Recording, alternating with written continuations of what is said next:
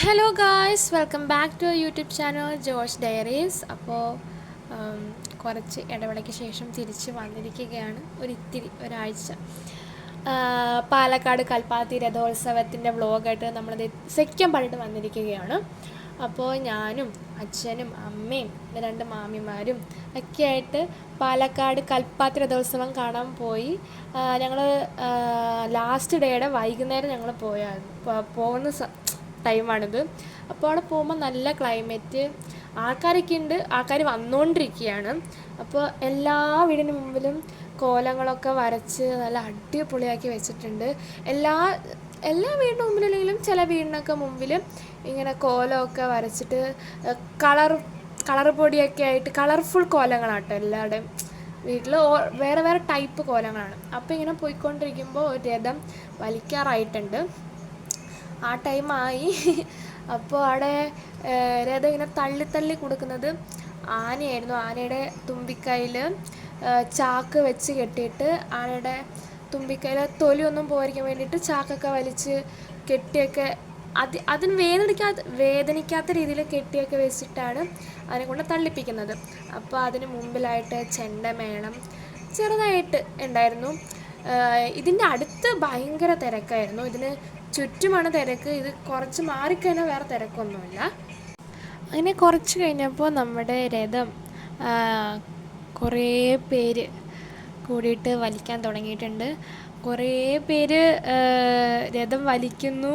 അവിടെ ആന രഥം തള്ളിക്കൊടുക്കുന്നു. കുറച്ചും കൂടെ സിമ്പിളാക്കാണ്ട് മെയിനായിട്ട് ആന രഥം തള്ളിക്കൊടുക്കുന്നത് ഈ വളവൊക്കെ വരില്ലേ, കോർണേഴ്സും വളവൊക്കെ വരുമ്പോഴാണ് ആന തള്ളിക്കൊടുക്കുന്നത്. അപ്പോഴാണ് ഡയറക്ഷൻ ചേഞ്ച് ചെയ്യാനായിട്ടൊക്കെയാണ് രഥം തള്ളിക്കൊടുക്കുന്നത് ആന. ആ ഒരു എഫേർട്ടും കൊണ്ട് കൂടിയാണ് ആ രഥം മുന്നോട്ട് പോകുന്നത്. ഞങ്ങളവിടെ ചെല്ലുമ്പോൾ ഒരു രഥമൊന്നും അല്ലടാ വലിക്കാനായിട്ട് ഇട്ടിട്ടുണ്ടായിരുന്നത്. 2ഉം 3ഉം രഥങ്ങളാണ് ഞങ്ങളവിടെ ചെല്ലുമ്പോൾ വലിക്കാനായിട്ട് റെഡി ആയിട്ട് ഇരിക്കുന്നുണ്ടായിരുന്നത്. അപ്പോൾ വലിയ രഥമുണ്ട്, ചെറിയ രഥമുണ്ട്. ചെറിയ രഥത്തിൽ ചെറിയ വടമായിരിക്കും, ചെറിയ ഗോപുരങ്ങളായിരിക്കും. അതിൽ അലങ്കാരങ്ങളായിട്ട് അധികമൊന്നും ഉണ്ടാവില്ല. പ്രത്യേകിച്ച് ഭയങ്കര അലങ്കാരമൊന്നും ഉണ്ടാവില്ല, എന്നാലും അത്യാവശ്യത്തിന് വേണ്ട അലങ്കാരങ്ങളായിട്ടുണ്ടാവും. നല്ല വലിയ രഥമാണെങ്കിൽ നല്ല വലിയ ഗോപുരം, നന്നായിട്ട് തന്നെ വലിക്കാൻ പറ്റിയ വടവും, പിന്നെ ആ ഗോപുരത്തിൽ നിറച്ച് അലങ്കാര പണികളും ഉണ്ടാകും. പിന്നെ ഈ രഥത്തിൻ്റെ അവിടെയായിട്ട് എനിക്ക് കുറച്ച് കൗതുകതരമായിട്ട് തോന്നിയത്, കുറച്ച് ചേട്ടന്മാർ ആ കൽപ്പാത്തിയിൽ അവിടുത്തെ അഗ്രഹാരത്തിൽ കുറേ ഫ്രണ്ട്സ് അവരൊക്കെ കൂടിയിട്ട് സെയിം ടൈപ്പ് ടീഷർട്ട്, ലൈക്ക് കൽപ്പാത്തിയെ ഒന്ന് പ്രൊജക്റ്റ് ചെയ്ത് കാണിക്കാൻ വെറൈറ്റി എനിക്ക് ഭയങ്കര ഇഷ്ടപ്പെട്ടു. അപ്പോൾ ഞാൻ അടുത്ത് പോയി ചോദിച്ചു, ഞാൻ ഫോട്ടോ എടുത്തോട്ടെ എന്നെല്ലാവരോടൊപ്പം ഞാൻ ഓടി നിന്നിട്ട് പോസൊക്കെ ഇട്ടു. നല്ല രസമായിരുന്നു. നല്ല എന്താ പറയുക, ഒരു വേറെ ടൈപ്പ് ഇമാജിനേഷൻ ലെവലായിരുന്നു അവരുടെ ടീഷർട്ട് എന്ന് പറയുന്നത്. നല്ല രസമായിരുന്നു. അങ്ങനെ ഒത്തിരി നേരം കഴിഞ്ഞപ്പോൾ നമ്മുടെ സൂര്യനൊക്കെ ഇങ്ങനെ അസ്തമിക്കാനായിട്ട് ഇങ്ങനെ പതിയെ താഴ്ന്നുകൊണ്ടിരിക്കുകയായിരുന്നു. അപ്പോൾ നല്ല രസമുണ്ടായിരുന്നു കാണാനായിട്ട്. ആ രഥത്തിൻ്റെ പിന്നിൽ നിന്നും ആ ഒരു സൂര്യൻ്റെ വെളിച്ചവും ഒരു ഓറഞ്ച് കളറും ഒരു ഷെയ്ഡൊക്കെ വന്നിട്ട് നല്ല രസമുണ്ടായിരുന്നു. ഓരോ ടൈമിലും ഭയങ്കര വേറെ ടൈപ്പ് ഭംഗികളായിരുന്നുകൊണ്ട് നമുക്ക് എത്ര നേരം കണ്ടു നിന്നാലും മടുക്കാത്ത തരം, അല്ലെങ്കിലും മടുക്കില്ല. അല്ലാതെ തന്നെ ആ പ്രകൃതി മൊത്തം ഇതിനു വേണ്ടി സപ്പോർട്ട് ചെയ്ത് നിൽക്കുന്ന പോലത്തെ ഒരു ഫീലിംഗ് നമുക്ക് വരും. കുറച്ചും കൂടി കഴിഞ്ഞു, പുറകിൽ ആകാശങ്ങൾക്കൊക്കെ ഒരു പിങ്ക് കളറൊക്കെ വന്നിട്ടുണ്ട്.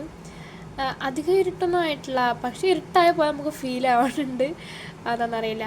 അപ്പോൾ ഇപ്പോൾ കുറച്ച് ഇരുട്ടായി വന്നുകൊണ്ടിരിക്കുകയാണ്, പക്ഷേ അങ്ങനെ ആയിട്ടില്ല. അപ്പോൾ നമ്മൾ ഇനിയിപ്പോൾ കാണാൻ പോകുന്നത് ആ ഒരു രഥത്തിൻ്റെ ചക്രത്തിൻ്റെ വലിപ്പമാണ്. കണ്ടോ എത്ര വലിപ്പം ആ ചക്രത്തിന്, നോക്കും. അത് തിരിക്കാനായിട്ട് അതിൻ്റെ അടിയിൽ അവർ മറ്റേ അതിനെന്താ പറയണേ, എനിക്ക് എന്താ പറയേണ്ടത് കിട്ടുന്നില്ല. അത് വെച്ചിട്ടാണ് ഈ ഡയറക്ഷൻസിലേക്ക് തിരിക്കില്ല, ലെഫ്റ്റിലേക്ക് റൈറ്റിലേക്കൊക്കെ തിരിക്കണമെങ്കിൽ അതിങ്ങനെ വെച്ചിട്ട് ആനയുടെ തുമ്പിക്കൈ വെച്ചിട്ട് അത് തള്ളുകയാണ് ചെയ്യുന്നത്. അപ്പോൾ അതൊക്കെ നോക്കി ഇങ്ങനെ അതിശയത്തോടെ ഞാനിങ്ങനെ നിൽക്കുകയായിരുന്നു. അങ്ങനെ ആ ഭംഗിയൊക്കെ കണ്ട് അതിശയിച്ച് നിന്നിട്ട് ഒരു ഫോട്ടോയൊക്കെ എടുക്കാനായിട്ട് ആ 2 വടങ്ങൾ കെട്ടി വെച്ചേക്കുന്നതിൻ്റെ ഇടയിൽ 2 വീഡിയോ ഒക്കെ എടുത്തിട്ട് ഞാൻ പുറത്തേക്ക് ഇറങ്ങിയപ്പോൾ അച്ഛനത് ചോദിക്കുന്നു, ഈ കാർത്തിക് സൂര്യനെ കണ്ടോ? കാർത്തിക് സൂര്യൻ. ഞാൻ തിരിഞ്ഞ് നോക്കിയപ്പോൾ നിൽക്കുന്നു നേരെ കാർത്തിക് സൂര്യ. വേഗം ചെന്ന് ഫോട്ടോ എടുത്ത് കാർത്തികേട്ടൻ രഥം വലിക്കുന്ന വീഡിയോ ഒക്കെ എടുത്ത് അടിപൊളിയായിട്ട് ഞാൻ പിന്നെ നിൽക്കുമായിരുന്നു. അങ്ങനെ അതിശയിച്ച് നിന്നത് മാത്രമേ എനിക്ക് ഓർമ്മയുള്ളൂ. പിന്നെ ഞാൻ വേറെ, അച്ഛൻ വേറെ, അമ്മ വേറെ. എന്നെ അമ്മ അന്വേഷിച്ച് അച്ഛൻ ആ തെരുവ് നിറച്ച് ഇങ്ങനെ നടക്കുമായിരുന്നു. അവസാനം എന്നെ 1 മണിക്കൂറിന് ശേഷം കണ്ടുമുട്ടിയപ്പോൾ ഞാൻ ചോദിച്ചത് വല്ല വീഡിയോയും കിട്ടിയതാണ്. അപ്പോൾ അച്ഛൻ രണ്ടെണ്ണം കിട്ടിയിട്ടുണ്ട് എന്ന് പറഞ്ഞു. പിന്നെ എന്നെ കാണാതെ പോകുന്നതിന് മുമ്പ് 2 പോലീസുകാരന്മാർ വന്നിട്ട് ഞാനൊരു ഫോട്ടോ എടുത്ത് തരുമോ എന്ന് ചോദിച്ചു. അപ്പം ഞാനൊരു ഫോട്ടോ എടുത്ത് കൊടുത്താണ്. ആ ഫോട്ടോ ഇവിടെ ആഡ് ചെയ്യുന്നുണ്ട്. തൃശ്ശൂർ പൂരത്തിന് പോയിട്ട് വന്ന ഒരു പ്രതീതി അല്ലായിരുന്നു. തൃശ്ശൂർ പൂരത്തിന് പോയപ്പോൾ അവിടുത്തെ പോലീസുകാരുടെ കോപ്പറേഷൻ എന്ന് പറഞ്ഞാൽ ഭയങ്കര മോശമായിരുന്നു. പക്ഷേ അതിൽ കളഞ്ഞ വില അവർ കൽപ്പാത്തി തിരിച്ചു പിടിച്ചിട്ടുണ്ട്. So a way big salute to Kerala police. അപ്പോൾ അത്രയൊക്കെയാണ് എൻ്റെ കൽപ്പാത്തി രഥോത്സവം വിശേഷങ്ങൾ. ഇനി കൽപ്പാത്തിയുടെ ചരിത്രം പറയാനായിട്ട് 2 പേരെ നമുക്ക് കിട്ടിയിട്ടുണ്ടായിരുന്നു. അപ്പോൾ അവരുടെയും കൂടെ അടുത്ത വീഡിയോ ആയിട്ട് ഞാൻ ഇടുന്നതായിരിക്കും. അപ്പോൾ ഇത്രയൊക്കെയാണ്. ഒരു വണ്ടർഫുൾ എക്സ്പീരിയൻസ് ആയിരുന്നു. Ernakulam to Palakkad to Ernakulam. Thank you everyone who made this beautiful journey even more beautiful than I expected. അപ്പോൾ ഞങ്ങൾ പിറ്റേ ദിവസം രാവിലെ തിരിച്ചു. രാത്രി ആയപ്പോൾ എറണാകുളത്ത് എത്തി. അപ്പോൾ നിങ്ങൾക്ക് ഇവിടെ ഇഷ്ടപ്പെട്ടെന്നാൽ ലൈക്ക് ചെയ്യുക, ഷെയർ ചെയ്യുക, സബ്സ്ക്രൈബ് ചെയ്യുക. പിന്നെ ആരെങ്കിലും ഇതിക്ക് മുമ്പോ ഇപ്പോഴോ എപ്പോഴെങ്കിലും കൽപ്പാത്തി രഥോത്സവം കാണാൻ പോയിട്ടുണ്ടെങ്കിൽ കമൻറ്റ് ചെയ്യണം. അപ്പോൾ ചാച്ചാ, ബൈ ബൈ.